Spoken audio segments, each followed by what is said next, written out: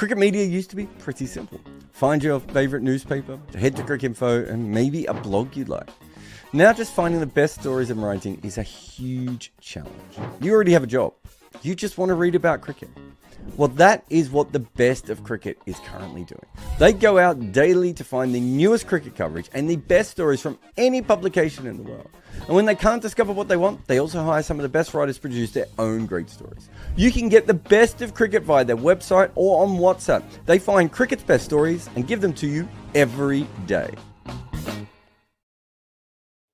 Hello everyone, welcome to the Morning Glory Show here on the Good Areas Live Network. Interesting morning. I've watched it kind of twice. Usually some of MV play to go back and have a look, and especially when it comes to lines and lengths that India went for.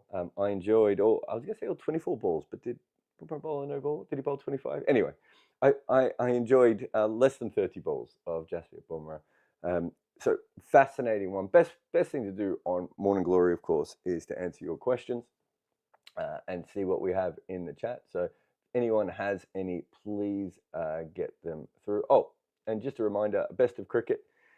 If you haven't subscribed yet, go and subscribe. I actually haven't looked at Best of Cricket yet this morning, so I don't know what they've got at the moment. Was too captivated by the cricket, but always worth having a look there. I'm going to start with this because this is obviously something I've been talking about for a long time. Okay, so what happens is they had a look at the first angle for this bat pad. This is the Mitch Marsh LBW. I thought it was a bit optimistic by India anyway. I probably wouldn't have reviewed it, but Ashwin asked for it many times, and Rohit was like, okay. Sometimes with captains, it's easier to say yes to your star bowlers, right? So I felt there was a bit of that. But when you go back and you have a look, that camera angle that he kept looking at was a little bit confusing because I think there was a frame missing in there, right? And because of that, it made it look like the ball had come from the bat onto the pad, or it was at least possible that is what happened. That's fine. That wasn't a particularly good camera angle for a bat pad anyway. You kind of want the mid-off or the mid-on ones. They're the ones that show the edges onto the pads far better than anything else does. So already I was thinking that they had the wrong angle, that sort of more straight down the barrel type of view. But that shot that they showed was not 100%. Like, you couldn't look at that and be like, well, he's definitely hit this onto his pad, because there was frames missing. So you have to ask for another angle. And instead, we make a decision, which is clearly incorrect, as we find out, 10 seconds later? And this is the issue, right? The camera crews and everything are reacting to what the umpires are asking for. What needs to happen is that they need to all work in harmony, or the umpires need to be trained up, and so that they need to know exactly what angles look better for different things, because I would assume that the TV companies already know that, right? Like, if I've worked it out and I've never filmed a cricket match in my life, I think the professional directors and camera operators and producers all know this, right? But it gets down to the very basic point, of which I've made so many times. I've just put it out on Blue Sky again. I'm whinging about it in our Discord channel, all those things. It's the same thing over and over again, right? Which is, you are not using specialist third umpires. They only do it every third game. They spend their whole life being good at umpiring on the field. They then get put in a situation where when they become top-level umpires, they have to learn all this new technology and how it works. They are trying their best. I'm not having a go at the umpires. I'm having a go at the people who put them in a position to fail so regularly. We shouldn't have this many mistakes from our third umpires. And we're not having it because third umpires are suddenly, they get in the box and they're idiots. It's because they are not using this technology day after day after day, and it is not what they got good at in the first place. It's a different kind of umpiring than standing out on the field. You need to know what to ask for and everything else. So, yes, it's just not ideal. Anyway.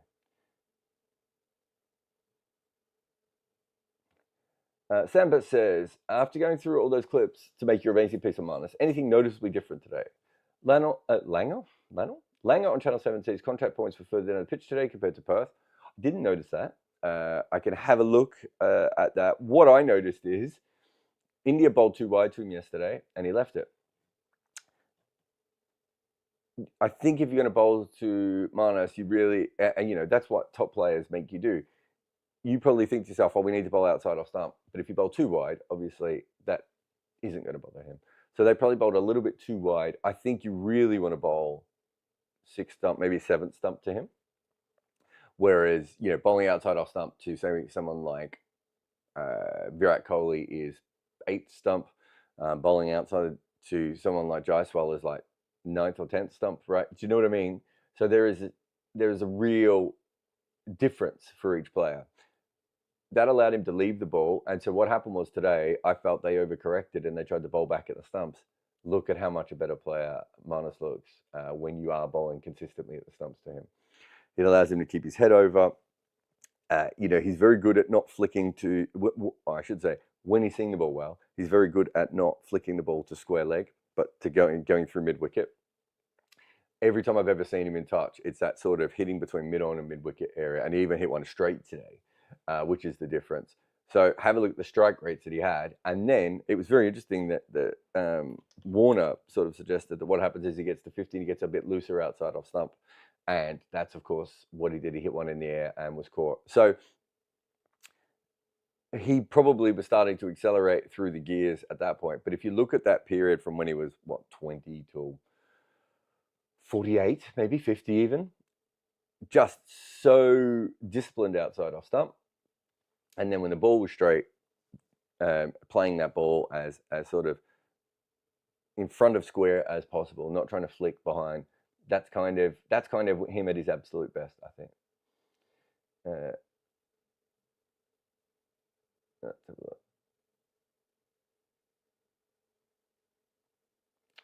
look. Why say a loss review for inconclusive?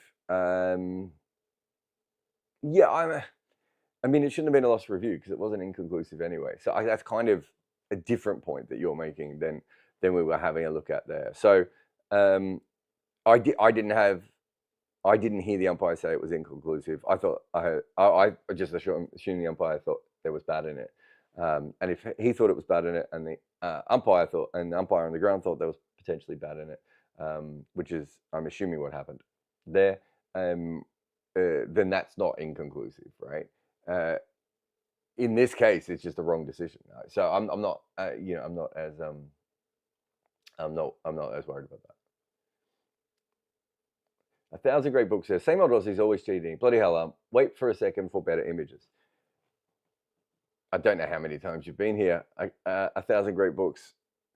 I've seen this happen in India and South Africa and the West Indies and Bangladesh and England and everywhere else.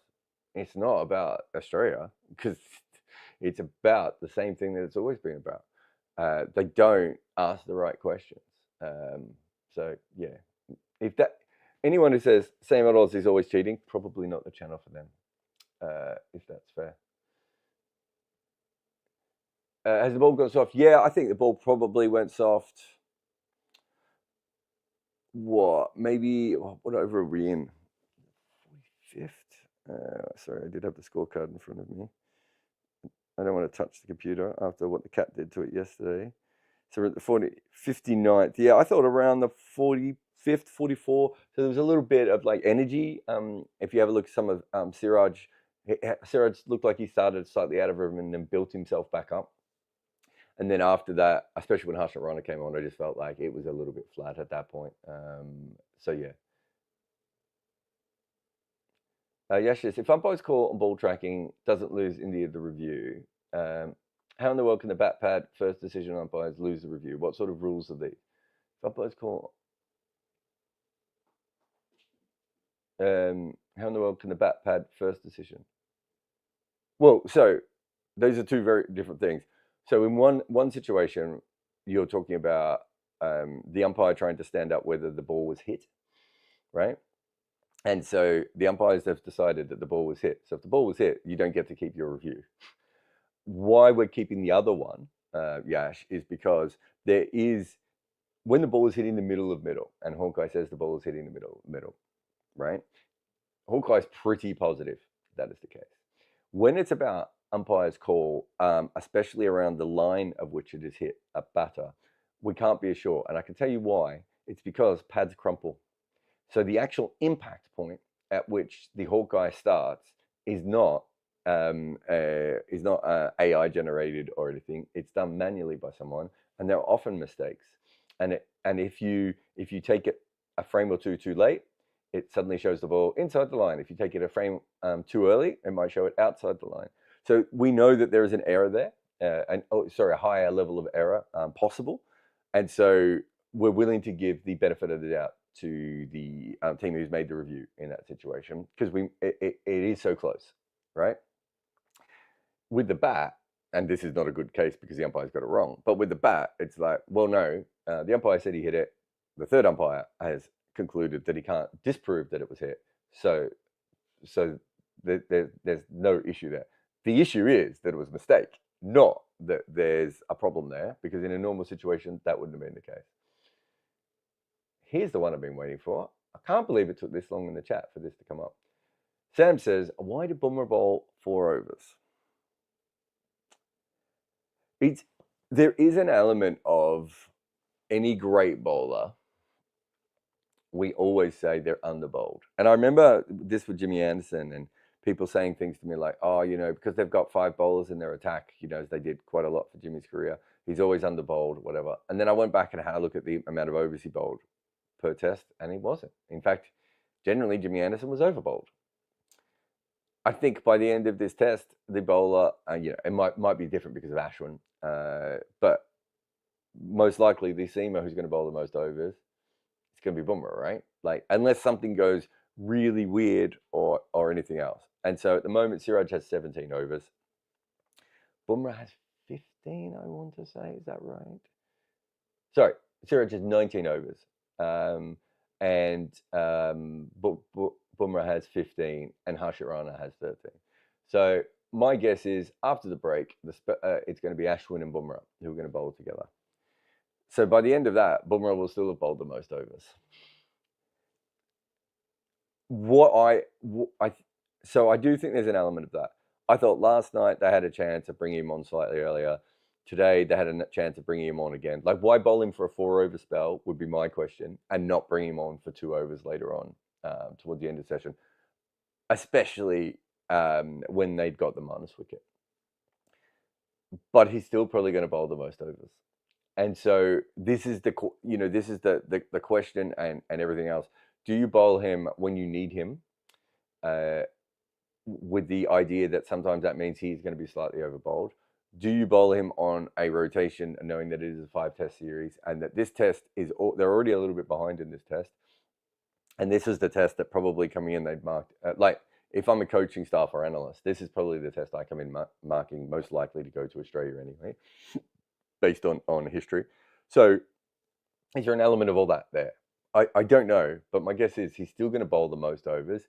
But yeah, he could have bowled 1 extra over to Head, bowling the 5th over there, and he could have bowled 2 overs at the end. I don't think that's necessarily over bowling him, but I expect him to bowl another 4 at the start of the next session. And the way he's bowling, maybe again a couple of wickets there. Crunk says, is Head currently amongst the top 4 test batters? It's a weird one with Head, isn't it? Because he's not made a lot of runs of recent times, has he? So I'd have to go through his full record here. But, it wasn't that long ago that he looked like one of the best test batters in the world. And then, of course, what's he done this year? He's played 7 tests this year, averaging 35. Last year, he averaged 41 in 12 tests.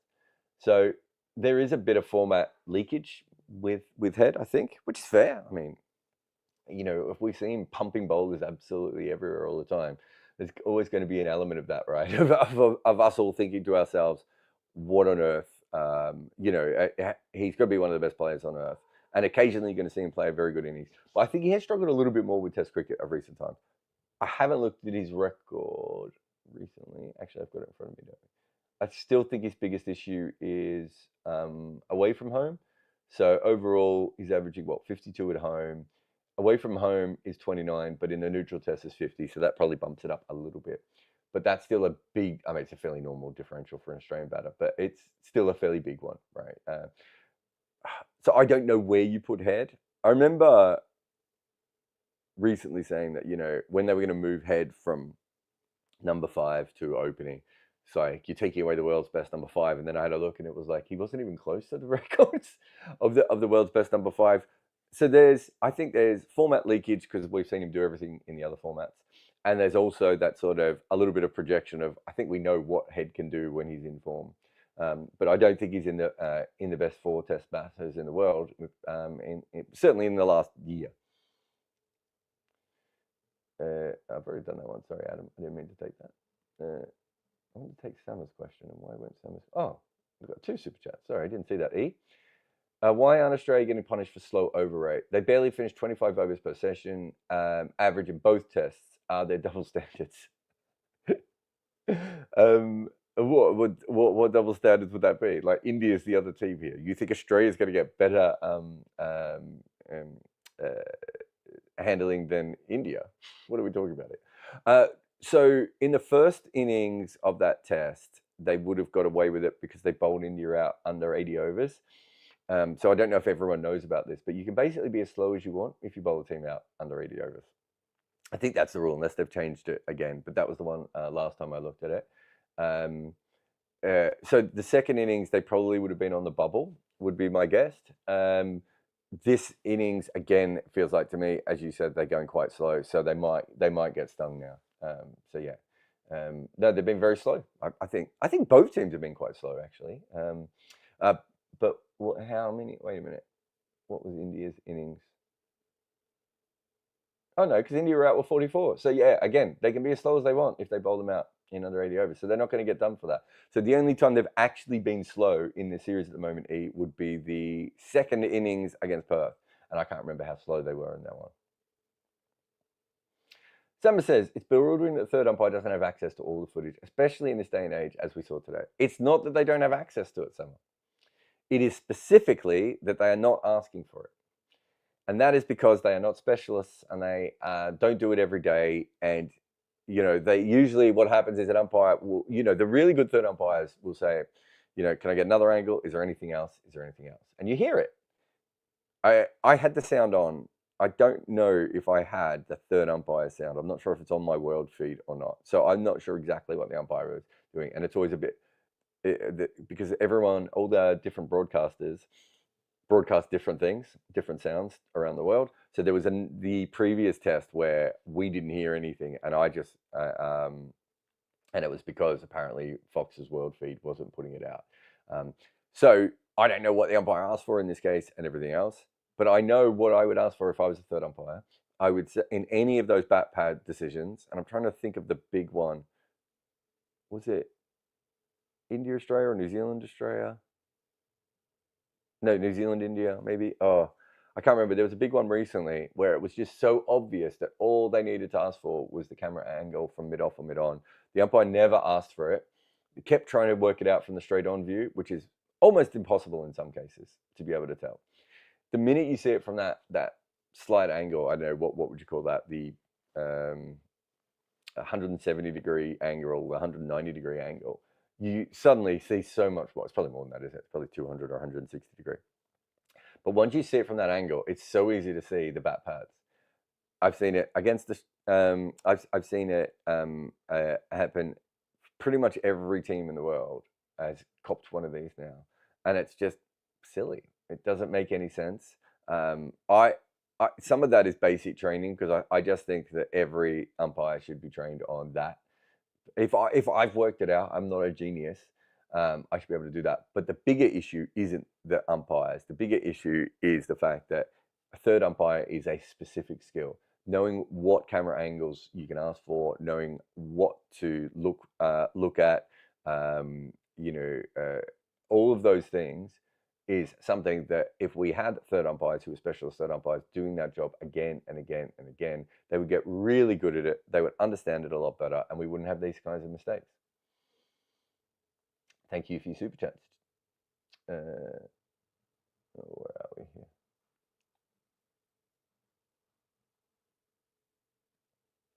here? Yash says, why doesn't the third umpire system work like bar in football? Why aren't feedbacks given on field umpires who make the final decisions?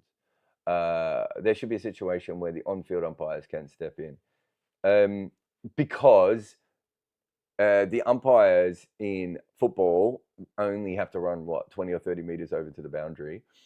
You're talking about 70 or 80 meters in some cases in cricket. Also, football referees are running around the whole time and are used to running around. And so it works in that way as well. The other you know, I mean, most of our umpires are older and wouldn't even be able to run. Like, it's a different kind of umpiring. So football works that way and basketball works that way. But the better system for cricket is, I think, is it the NFL system? I could be wrong here. Where NFL, it just goes to a team of specialists, and that is what their job is. They are independent, they are trained, they understand the technology, they understand what to do. I think that's a much better system than the basketball and the football one. I don't really like the basketball and the football one. Some football referees run across this. You can see them sometimes still puffy. You see it with the basketball referees. It's like, no, I'd actually prefer specialists to be looking at it and to do it from that point of view.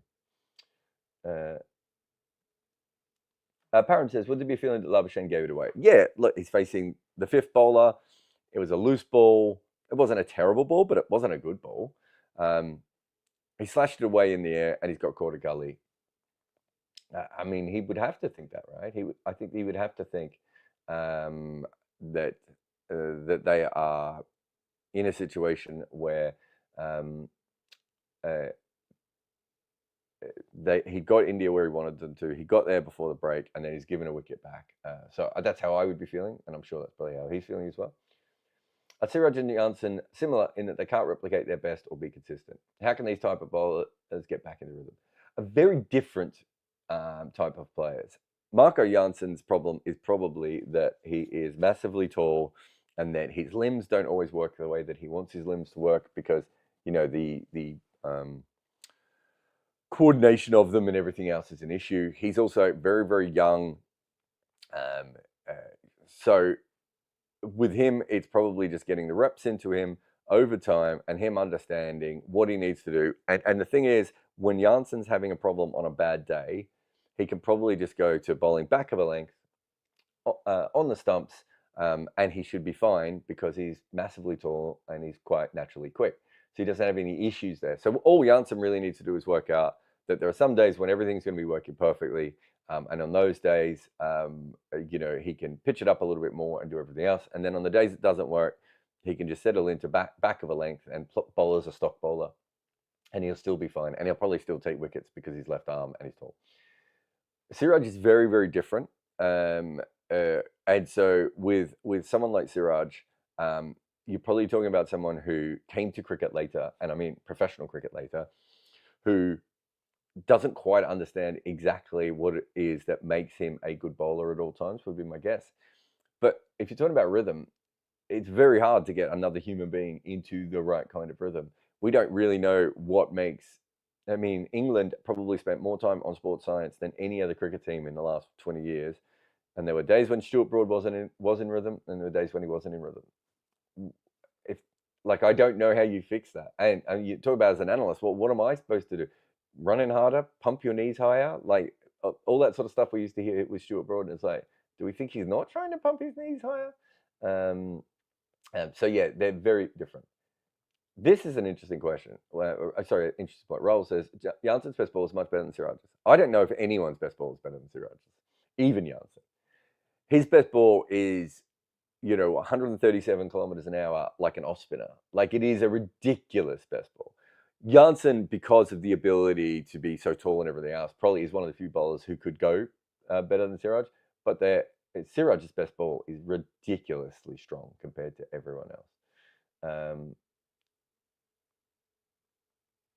Sub says, how come Siraj isn't chastised for having an average of 30 in a bowling error? Literally, he is chastised every single day. Unless he's taking like a 6-wicket haul for 12, he is chastised. And I've never seen anyone chastised more than Siraj. JRPG says, 9 overs to Siraj, bowling him into the ground, 5 overs to Rana, 1 over too many, allowing Ashwin to bowl darts too long. How are you a worse captain than Kohli? So he bowled Siraj in 2 spells, probably because Siraj was slightly behind Bumrah in the rotation, and he's going to bring Bumrah back later. Bumrah and Siraj within 20 minutes will probably have bowled, unless I'm massively reading this wrong, the same amount of overs. 5 overs to runner, 1 too many. So you're saying that Siraj is being bowled into the ground, and then you're saying that runner has bowled too many. Like, that's the third seamer, right? You can't, those two conversations don't make sense. Allowing Ashwin to bowl darts for too long. Ashwin is trying to get a head out with the one that skids straight on off the lacquer of the pink ball. When he did toss one up, he got whacked down the ground for 6. They probably thought that there wasn't as much in the wicket for that kind of delivery. This is not a captaining thing, guys.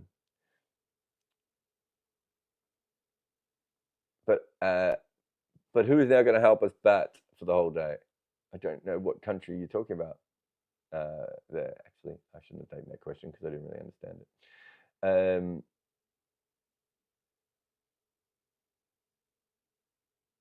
The Marsh review stuff. If you weren't here at the start, we've done it like 10 times, mate. I can't do that again.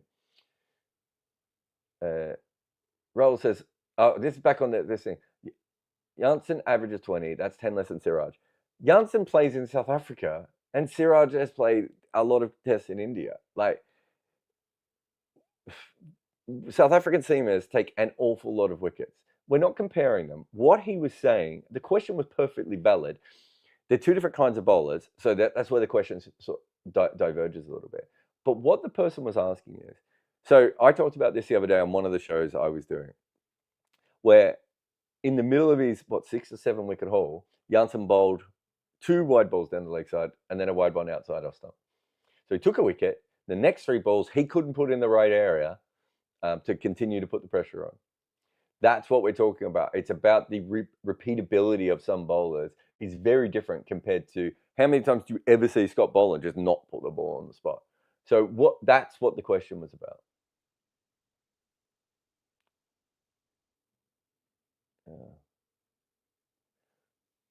Mr. says, Australia will hammer India till tomorrow. So what are we at? 55 overs? No, 59 overs. Bumrah comes on. If Bumrah doesn't get a wicket, then what you've said should be true.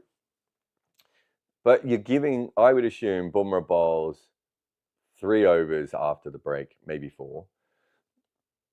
Then has another break, and they bring him back for the second ball, which is probably secondary ball, which is also probably why he bowled the 4 overs at the start. So he'll do what Siraj did. He'll bowl a spell at the top and a spell at the bottom of the next session. Would be my guess.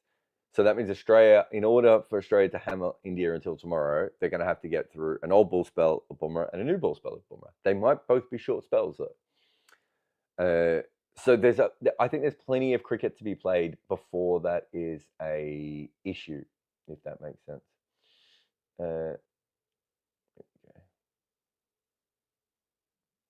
Just seeing what else we have here. Anur says, comment on Shami. I don't understand what the Indian team is gaining from Shami in SMAT. Should have flown over once he played 1 Ranju, at least 1 or 2 SMAT.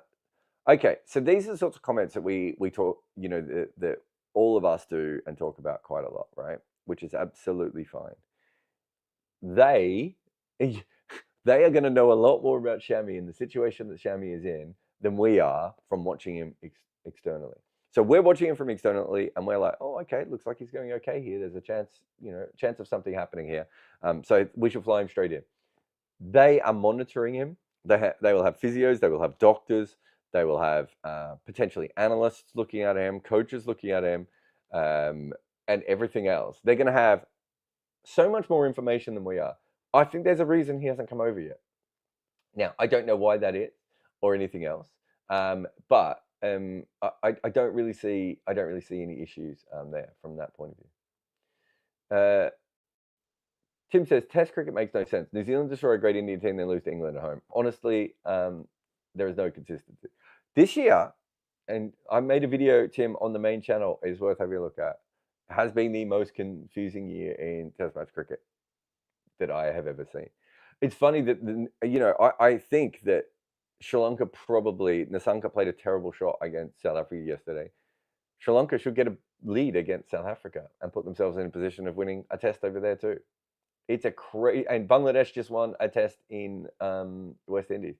It is the most fascinating year of Test cricket I've ever covered by such a huge amount.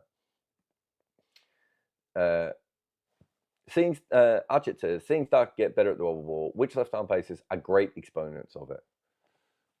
Left-arm pacers are great exponents of it.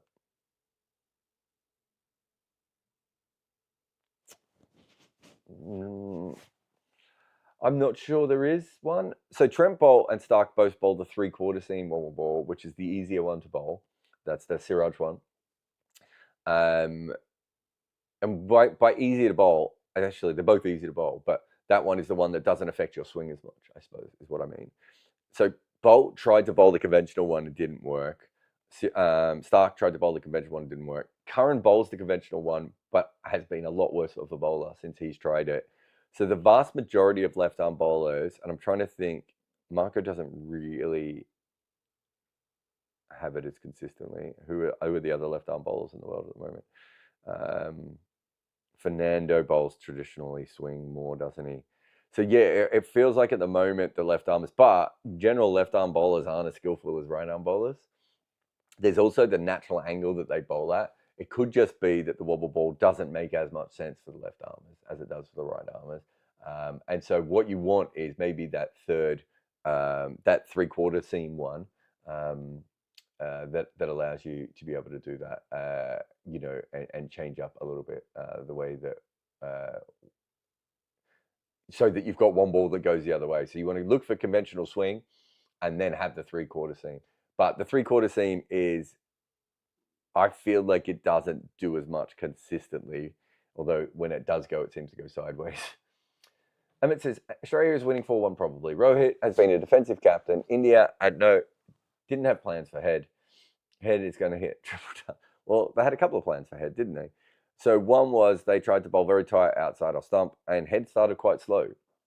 He looked a little bit, maybe confused is the wrong way about it. They then had a second plan for him with Ashwin.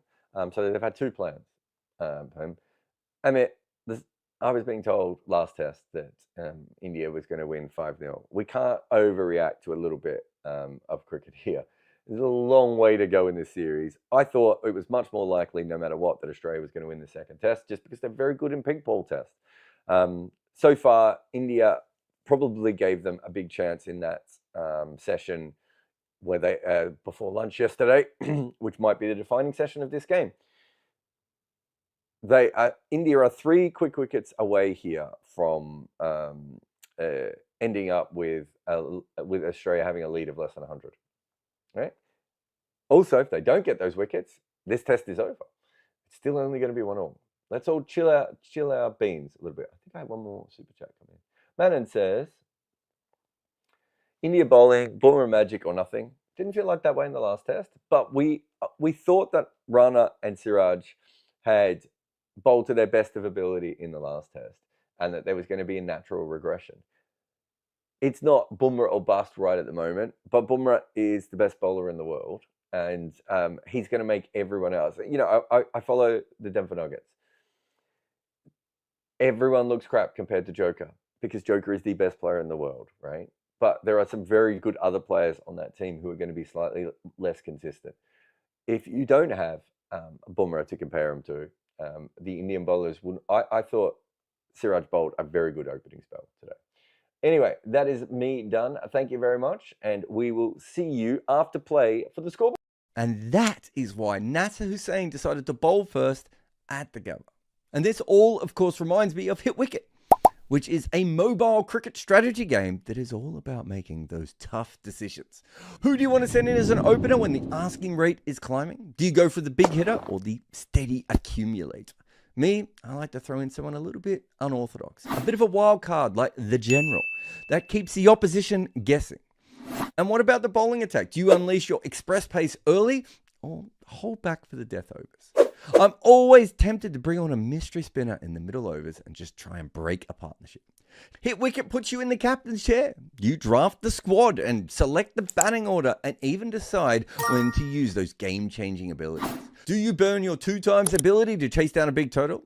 or save it for a critical moment later on. It's strategic, it's addictive, and it's more nerve-wracking than facing a show-up actor bouncer. Give it a go. Download Hit Wicket and see if you've got the tactical nous to win.